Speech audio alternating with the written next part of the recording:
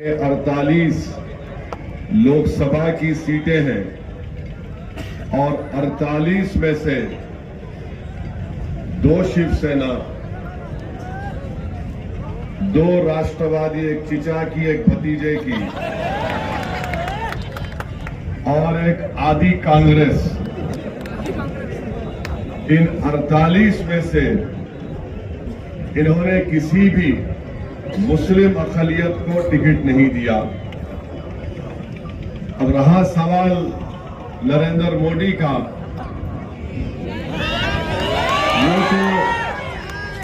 वो तो एक अजीब जबान में बात कर रहे हैं।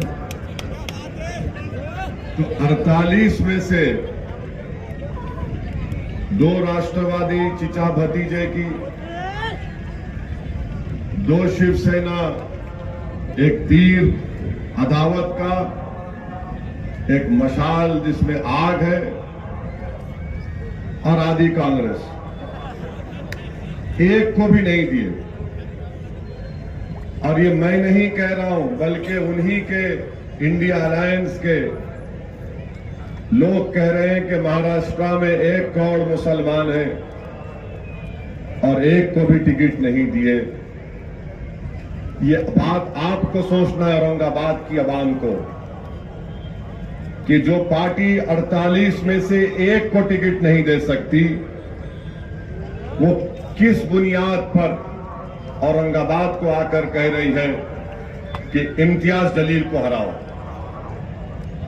किस बुनियाद पर वो आकर कह रहे हैं कि इम्तियाज जलील दोबारा यहां से कामयाब ना हो। मैं आपके दरमियान में खड़े होकर कह रहा हूं कि 30 साल के एक लंबे अरसे के बाद आपका इत्तेहाद, आपका सियासी शऊर, आपकी मेहनत और आपकी इज्जत नफ्स ने, जो आपने मुत्तहदा अपने के कोर्ट का इस्तेमाल मजलिस इत्तेहादुल मुस्लिमीन के लिए इस्तेमाल किया, 30 साल के बाद इम्तियाज जलील कामयाब हुआ। तो ये तमाम एक हो गए, 2 शिवसेना, 2 राष्ट्रवादी, बीजेपी और आदि कांग्रेस के 48 में क्या रिजल्ट आता 47 में परवाह नहीं, मगर यहां से इम्तियाज जलील नहीं जीतना। तो मालूम हुआ कि सबका एक ही मकसद है कि महाराष्ट्र के सब चुनाव एक तरफ, मगर औरंगाबाद से इम्तियाज जलील कामयाब ना हो। तो मेरी आपसे गुजारिश है कि जब दुश्मन और मुखालिफ ताकतें मुत्तहिद हो चुकी हैं कि आपको कामयाबी से रोका जाए। इम्तियाज जलील एक शख्सियत नहीं है, इम्तियाज जलील एक नाम है, मगर वो इम्तियाज जलील आप तमाम है। आपके हर घर में इम्तियाज जलील है, आपके सामने आपका बेटा इम्तियाज जलील है, आपके सामने हर वो शख्स जो नफरत को मिटाना चाहता है औरंगाबाद से, वो इम्तियाज जलील है। हर वो शख्स जो हिंदू मुस्लिम इत्तेहाद को मजबूत करना चाहता है, वो इम्तियाज जलील है। जो दलितों को जुल्म से बचाना चाहता, वो इम्तियाज जलील है। जो दंगरों को उनका मुकाम दिलाना चाहता, वो इम्तियाज जलील है। जो मराठाओं को उनका इंसाफ दिलाना चाहता, वो इम्तियाज जलील है। बताओ, इन औरंगाबाद में इन सब को लेकर चलने वाले का अगर कोई नाम है तो इम्तियाज जलील है। और ये तमाम पार्टियां ये नहीं चाहती कि इम्तियाज जलील कामयाब हो जाए। तो मेरी आपसे गुजारिश है कि इस बार भी 13 मई के दिन आपको अपना एक वोट का सही इस्तेमाल करना है। पतंग के निशान पर बटन दबाना है, तीर अदावत का, आग जो मशाल में है, इनको शिकस्त देना है। और आपने जो तारीख बनाई थी, उस तारीखी सफर को आपको जारी और सारी रखना है। और चौथी बात यह है कि ये जो शिवसेना का उम्मीदवार क्या कहता था, 30 साल 21 साल एमपी था, कहता था क्या कल खान या बान, हाँ? खान या बान। आप लोग मुत्तहिद हुए ना आप लोग? आप में इत्तेहाद है? जोर से बोलो, इत्तेहाद है? तो आपका इत्तेहाद जो कल तक खान बान बोलता था कि मैं हिंदुत्व का नेता हूं, पहली कामयाबी आपको ये मिल गई कि 30 साल में कभी ईदगाह क्या थी नहीं मालूम था, तुमने उसको मजबूर कर दिया ईदगाह पर बुलाकर। ईदगाह पर आया नहीं आया। अब आपका सियासी शऊर इतना बढ़ गया कि आप वो जान चुके कि अब औरंगाबाद की आवाम एक बार इत्तेहाद की ताकत को महसूस कर ली। अब वो इम्तियाज जलील को दोबारा कामयाब करेंगे। तो उसने क्या किया, उद्धव ठाकरे ने कहा तू अपनी जबान से बोल। क्या बोल? मस्जिद में जाकर जो नमाज पढ़ते उनका दिल अच्छा रहता। तो आपने कहा दिल तो इम्तियाज को दे चुके। तो उसने कहा कि जो लोग नमाज मस्जिद के पास आके पढ़ के फूंकते, बोला ना, पढ़ के फूंकते, खैरे मैं अभी यहां पे हिजबुल बहरतल कुर्सी पढ़ के फूंका हूं। माने आपका इत्तेहाद इतना ताकतवर है। मैं आपके सियासी शऊर को सलाम करता हूं कि जो खान बान कहता था, हिंदुत्व का नेता अपने आप को कहता था, जिसने 21 साल में कभी औरंगाबाद के दलितों के लिए, धनगरों के लिए, मराठाओं के लिए, मुस्लिम अकलियत के लिए, ईसाइयों के लिए, सिखों के लिए कोई काम नहीं किया, आज वो मजबूर है इसलिए कि खैरे जानता है उसका आखिरी इलेक्शन 2019 में हो गया, अब यहां से सिर्फ वापसी होने वाली है। और जो लोग ये बोल रहे हैं नहीं दिल्ली का इलेक्शन है, हम क्या गिल्ली डंडा खेल रहे थे 5 साल से? दिल्ली का इलेक्शन है। अरे दिल्ली का इलेक्शन में औरंगाबाद से जाना है दिल्ली को। क्या बताओ उद्धव ठाकरे, तुमने ट्रिपल तलाक के कानून की तायीद की नहीं? तायीद की? तुमने CAA कानून की तायीद की? तुमने UAPA कानून की तायीद की? और सिर्फ UAPA का कानून पूरी दुनिया का दहशतगर्दी का सबसे बदतरीन कानून उद्धव ठाकरे ने तायीद की। ट्रिपल तलाक का कानून शिवसेना ने, उद्धव ठाकरे ने तायीद की। और ऐसा कानून जो हमारे मुस्लिम महिलाओं के लिए नाइंसाफी का बाइस बन गया। CAA का कानून तायीद किए। किसने उस कानून को मोदी के 303 एमपीओ के सामने खड़े होकर कहा, हे मोदी तेरा यह काला कानून हम उसको फाड़ते हैं, नहीं मानते इसको? उद्धव ठाकरे ने तायीद की। अच्छा खैरे बोलते मस्जिद की बड़ी तारीफ कर रहा खैरे, तो बोल खैरे, मैं पूरी आवाम की तरफ से बोल रहा हूं, 6 दिसंबर तूने गुनाह किया था या नहीं किया था? बोल बोल खैरे, बोलो उद्धव ठाकरे, बोलो आदित्य ठाकरे, बोलो शरद पवार, बोलो अजीत पवार, बोलो आदि कांग्रेस, बोलो नरेंद्र मोदी। मैं इम्तियाज जलील भारत की पार्लियामेंट में खड़े होकर असदुद्दीन अवैसी ने कहा था, बाबरी मस्जिद जिंदाबाद, बाबरी मस्जिद जिंदाबाद, बाबरी मस्जिद ये फर्क है, ये फर्क है। वो मस्जिद के पास आकर बोल रहे, पड़के फूकते, नमाज पढ़ लो। मेरे भाई 5 साल में इतना हो गया, आइंदा क्या क्या हो सकता सोचो आप।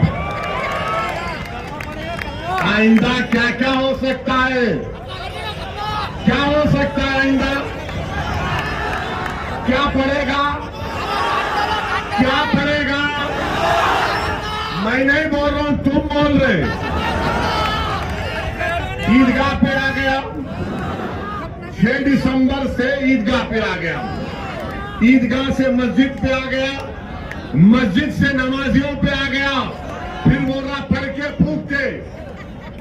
अब आइंदा का कदम क्या है? क्या है?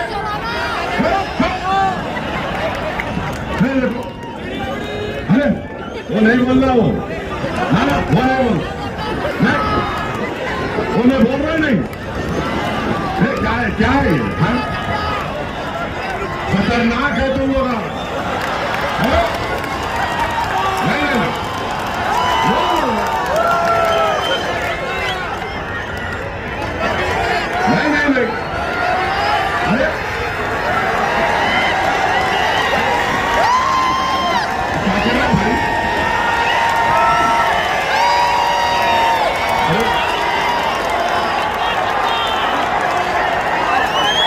अरे तुम लोग क्या करने वाले हैं? 13 तारीख के दिन, अब सुनो, 13 तारीख के दिन जो कटिंग करेंगे उसको क्या करेंगे? जो कटिंग करना चाह रहे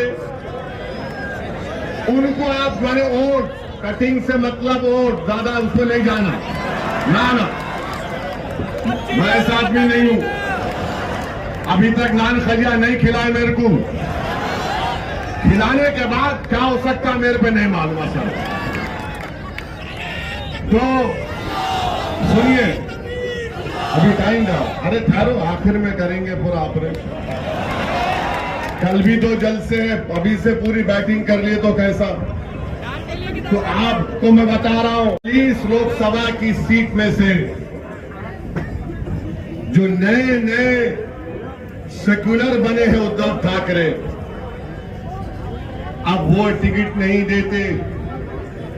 मोदी तो खैर उन्होंने डिसाइड कर लिए, हमको घुसपैठी बोल दिए, और मोदी ने कह दिया कि मुस्लिम खवातीन ज्यादा बच्चे पैदा करते। मोदी ने कह दिया कि हिंदू बहनों के गले से मंगलसूत्र छीनकर मुसलमानों को दिया जाएगा।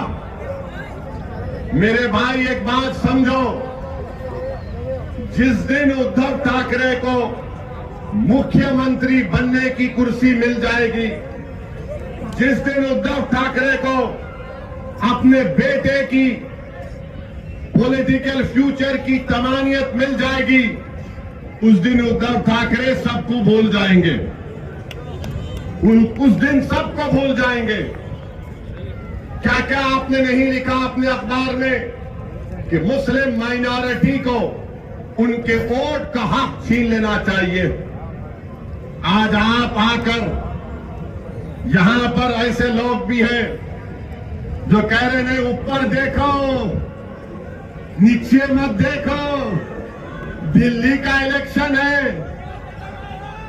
अरे बाबू, ऊपर देखे तो पतंग, नीचे देखे भी तो पतंग है इंशाअल्लाह ताला। 48 लोकसभा की सीट में आपने क्यों नहीं दिया? देना था मुंबई से, देना था नागपुर के पास से, क्यों नहीं दिया आपने?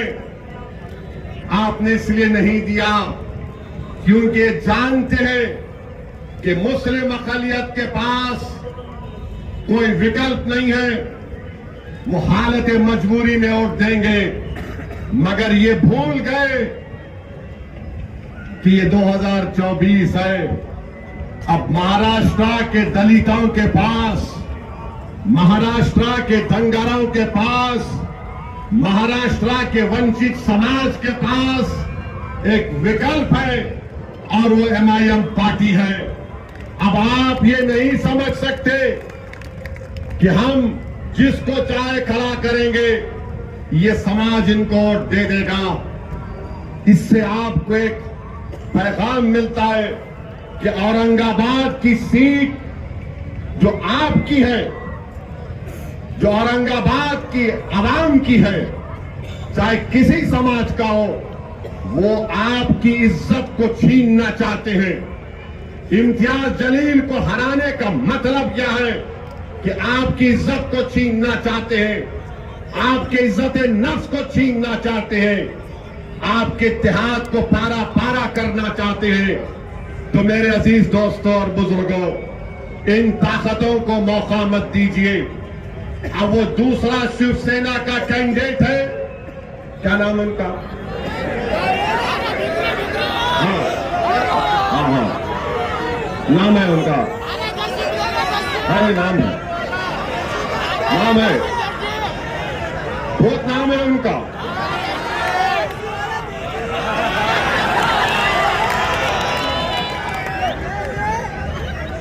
झूम रे झूम बराबर झूम, उन्होंने खुद जोत बनाते हैं उसके ऊपर। और मेरी नजर में मैं शराब को कुत्ते का पेशाब बोलता हूं। मेरा डेमोक्रेटिक राइट है मेरा। अब उन्होंने एक है, उन्होंने जोक बनाते उसके ऊपर। मेरे भाई एक तरफ घूम रहे और झूम रहे, दूसरी तरफ खैरे, और एक बीच में एक शरीफुल नफ्स, एक मासूम चेहरा रखने वाला आपका खादिम इम्तियाज जलील। आप तीनों की तस्वीर को सामने रखो, भूमरे, खैरे और इम्तियाज जलील, और आपको पता चल जाएगा कि भाई इन दोनों को देखे तो डर लग रहा, इसको देखे तो अपना लग रहा। तो अपनों का साथ दो, देंगे ना आप लोग? 13 तारीख को पूरा एक होकर साथ देंगे ना आप लोग? और जो लोग कटिंग करने पे आए, मत करो, मत करो। मैं तुमसे अपील कर रहा हूं, मैं तुम्हारे अच्छे के लिए बोल रहा हूं। तारीख में तुम्हारा नाम खराब हरूफ में लिखा जाएगा। औरंगाबाद की जब सियासी तारीख लिखी जाएगी तो लोग तुम्हारे नाम को इज्जत से नहीं लेंगे। आप एक थे, एक हैं और एक रहेंगे इंशाअल्लाह ताला। लोग बार बार मीडिया के लोग सवाल करते कि भाई आप इंडी अलायंस में क्यों नहीं गए? 3 मर्तबा इम्तियाज जलील ने अवामी तौर पर स्टेटमेंट दे दिया कि हम लोग अगर बातचीत करेंगे तो हम तैयार हैं, मगर ये लोग बातचीत करने को भी तैयार नहीं थे। मैं आपको एक वाकया सुनाता हूं। एयरपोर्ट पर बैठा हुआ था मैं, आज से चंद दिन पहले मेरे बाजू एक बहुत बड़े इंडी अलायंस के नेता एयरपोर्ट पर देखे। मैं एयरपोर्ट की गेट के पास बैठा हुआ था, वो मेरे बाजू आकर बोले, बहुत बड़े नेता उनके, बोले ओसी साहब हाउ आर यू? बोले कैसे? अब मैं बोला ये कहां सुबह सुबह भला बैठूं? बोला साहब एयरपोर्ट जनता का है, पूछना क्या है, बैठो। आप लोग तो जहां नहीं बैठना वहां जाके बैठ गए। बोले क्या मतलब? मेरा शिवसेना के बाजू बैठ गए। सर बैठे, बैठ के मेरी बहुत तारीफ किए, आप क्या भाषण देते। मैं दिल में सोच रहा था कि मैं क्या खव्वाल हूं। फिर बोले आप पार्लियामेंट में दलाइल के साथ तकरीर करते। फिर बोले आपका नया एमपी बेहतरीन स्पीकर है और आप पर बहरहाल बहुत सी चीजें बोले। मैं बोला भाई साहब 5 मिनट में आप मेरी पार्टी के एमपी की मेरी तारीफ करें आप, और आपका ताल्लुक महाराष्ट्र से है, ये तारीफ आप जो कर रहे हैं मेरे को लगता है कि मुनाफिकत है, ये हिपोक्रेसी है। बोले क्यों बोल रहे हैं साहब? मैंने आप हमारा इम्तियाज आपको पूछा लो अलायंस में, तो आप लोग बोले नहीं। बोले नहीं वो इसी साहब ऐसा है, अगर आपको हम ले लेंगे तो हमको जो है दूसरों का वोट नहीं मिलता, हमको दूसरों का वोट नहीं मिलता।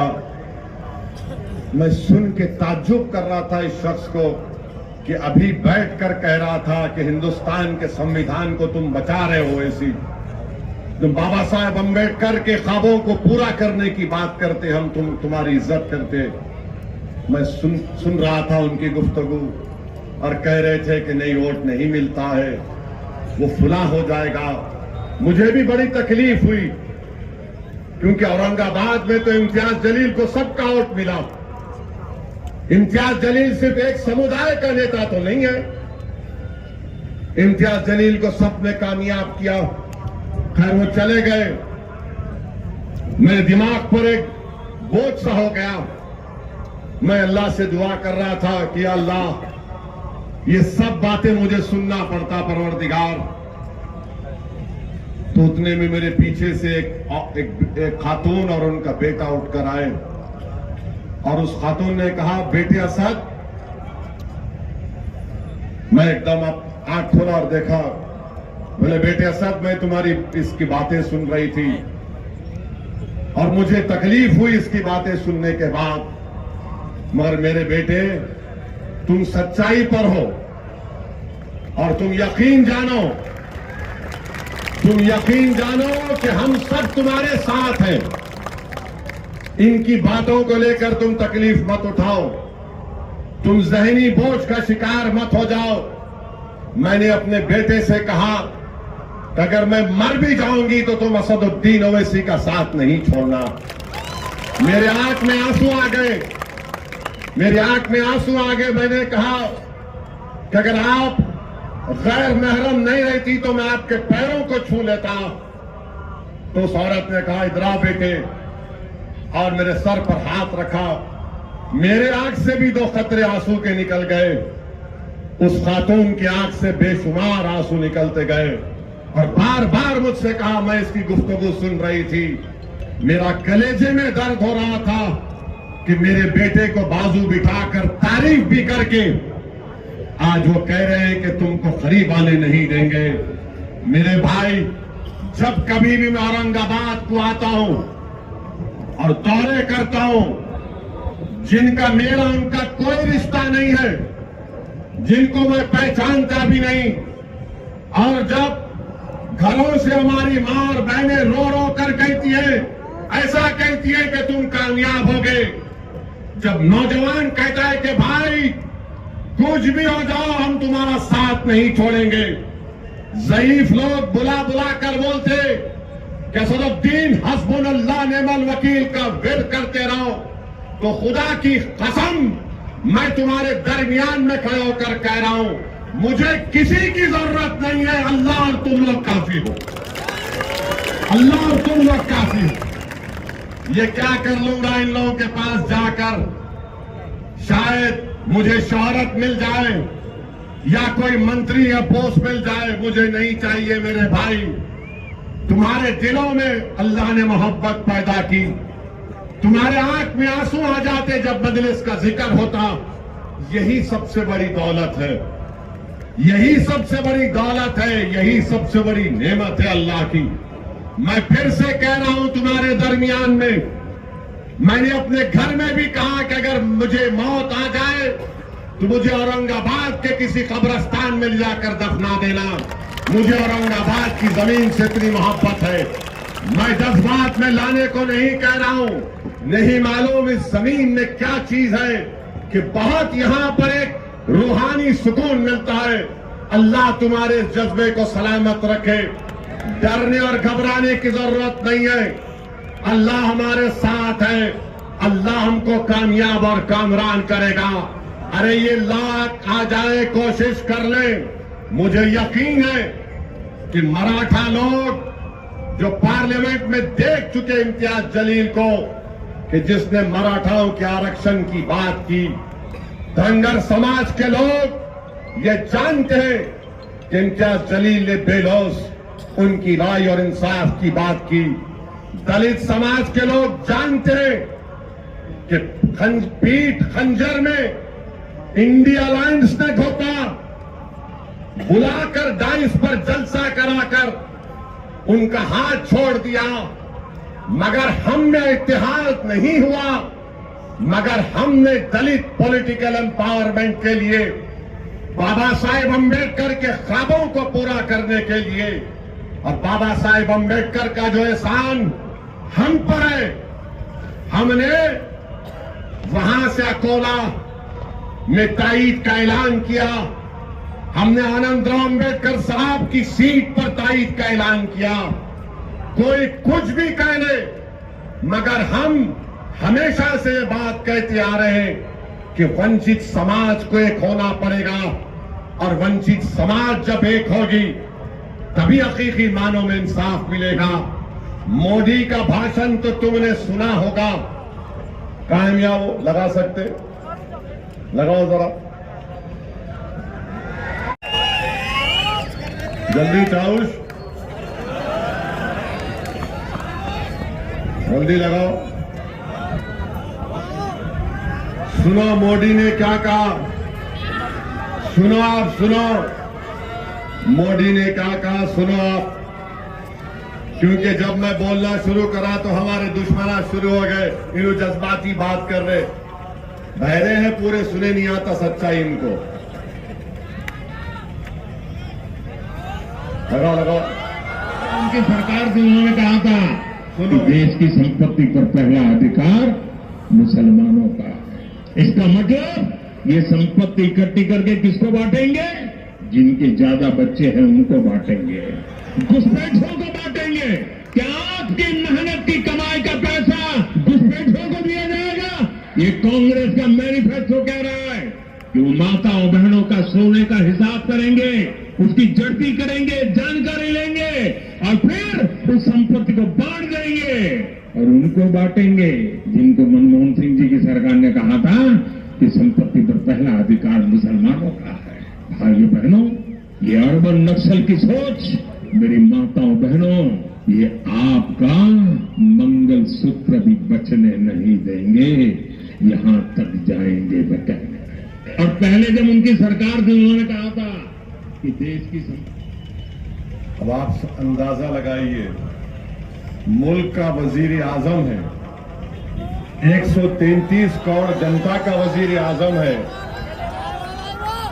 सुन तो लो, वो मानो सुनो, तुमला डबल मीनिंग निकालते हर बात का, डरा दिए मेरे को शुरू में। ये क्या है ये? तो सुनिए, एक मुल्क का वजीर आजम भारत की अल्पसंख्यक समाज को घुसपैठी कह रहा है। आप लोग घुसपैठी है? आप लोग घुसपैठी है? हमारी मां और बहनें, आप घुसपैठी है? अब जितने घुसपैठी नहीं हाथ उठाओ, दीवार पे बैठने वाले भी उठाओ, दीवार नहीं गिरती, मैं हूं ना। वहां छत पे खड़े रहने वाले उठाओ, डाइस पे बैठने वाले उठाओ। आप लोग घुसपैठी है? हाथा नीचे। हमारी मां और बहनें ज्यादा बच्चे पैदा कर रहे नहीं, झूठ है।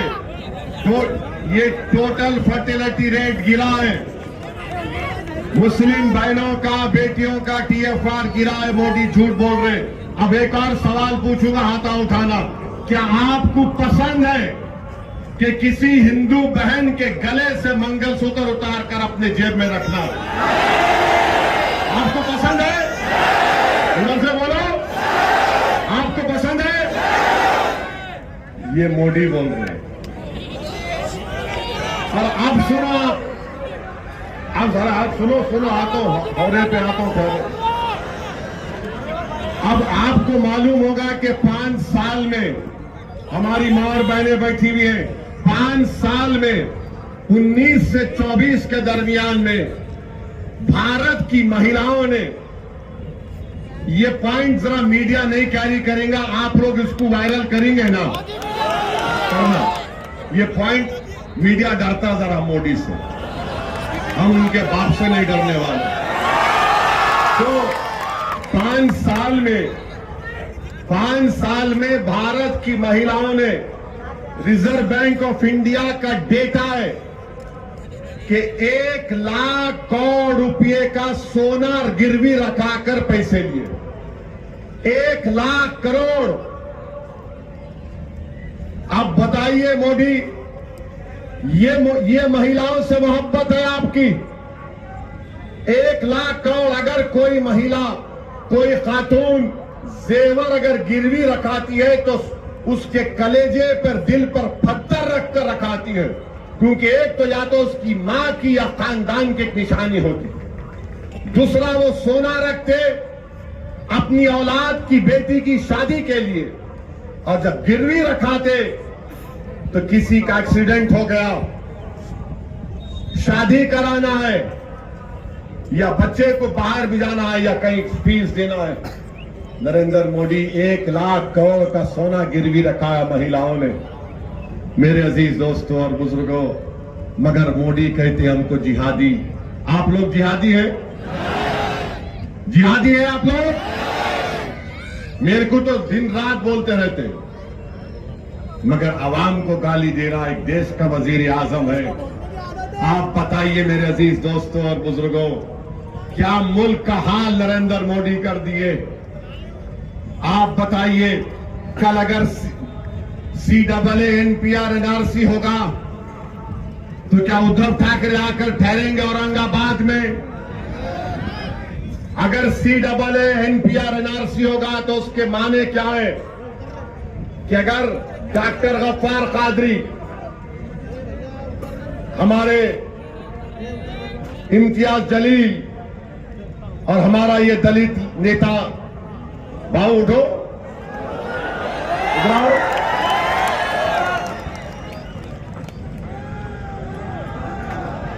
बहुत अच्छा है ना। अगर इनका नाम, तीनों का, डॉक्टर साहब का नाम आ गया NRC के लिस्ट में, कोई भी जाकर बोलेगा इनके नाम का ऑब्जेक्शन है, इनको इनके दादा का बर्थ सर्टिफिकेट लाना पड़ेगा, डॉक्टर साहब को परभनी जाके लाना पड़ेगा, इम्तियाज साहब को कहां से लाएंगे? नहीं ला सकते। और अगर कल NPR NRC होगा औरंगाबाद की आवाम, तो क्या उद्धव ठाकरे आके खड़ेंगे? क्या ये दोनों चचा भतीजे आएंगे? कौन आएगा और कहेगा कि हम कानून को फाड़ते? किससे कागज पूछ रहा पूछ? असदुद्दीन ओवैसी, इम्तियाज जलील आएंगे। CAA NPR के खिलाफ हमने कानून को फाड़ दिया था। मेरे भाई सोचो इस बात को, आपको सोचना है। 13 तारीख को जब वोट डालने जाएंगे, मेरी इन तमाम बातों पर गौर करिए।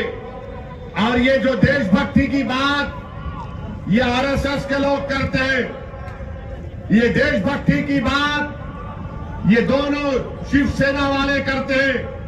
अरे बताओ, चीन 2000 स्क्वायर किलोमीटर पर कब्जा करके बैठा हुआ है, ना मोदी के मुंह से निकलता है चीन, ना RSS की जबान से निकलता है। कितने मर्तबा हमने पुकार पुकार कर कहा कि चीन कब्जा करके बैठ गया, मगर मोदी कुछ बोलते नहीं है। मगर मोदी बोलेंगे बच्चे पैदा कर रहे। अच्छा, बाय द वे, मोदी के खुद 6 भाई हैं, अमित शाह के 6 बहनें हैं। गोलवालकर के इधर देखो, यहां कुछ भी नहीं है इधर। गोलवालकर के 11 पैदा किए उनके डैडी, मार इल्जाम हम पे लगा रहे। तो मेरे भाई, एक शेर आपके सामने रखकर, बल्कि 2-3 शेर है। एक हैदराबाद के एक मजाहिया शायर थे, मोइन बंबू नाम था उनका। तो मोइन बंबू बोले, काम नहीं होने के क्यों करने को जा रहे चीचा, भीगी बारूद को तुम आग लगा रहे चीचा, मोटे शीशे की छड़ी आंख पे ऐनक, फिर भी नजरें शीला की जवानी पे लगा रहे चीचा। ये मैं नहीं बोला, ये मोइन बंबू बोले। हाँ, एक बात अब ये सुनो आप, ये मजे का है बहुत, ये काफी हिट हो गया। ये एक हैदराबाद के दखन के एक मजाहिया शायर थे, उनका नाम क्या था, नाम है हरी सिंह। अब समझ जाना किसको बोल रहा हूं मैं, मेरा साथ देना। अम्मा बाबा को भूल गया हो रे,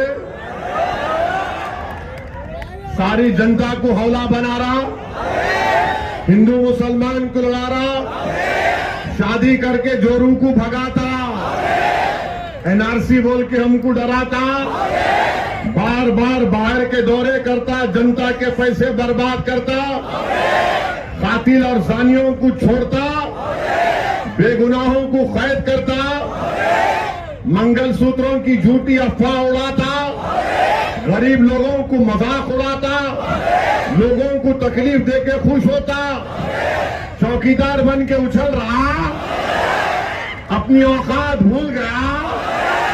अब आप 13 तारीख को मेरे को आके नहीं बोलना पड़ेगा, अरे हो रे कहा रे। तो आप लोग सब 13 तारीख को औरंगाबाद की फिजाओं में क्या नजर आएगा, औरंगाबाद की फिजाओं में क्या नजर आएगा, औरंगाबाद की फिजाओं में क्या नजर आएगा, कौन जीतेगा, जीतने वाले का नाम क्या होगा।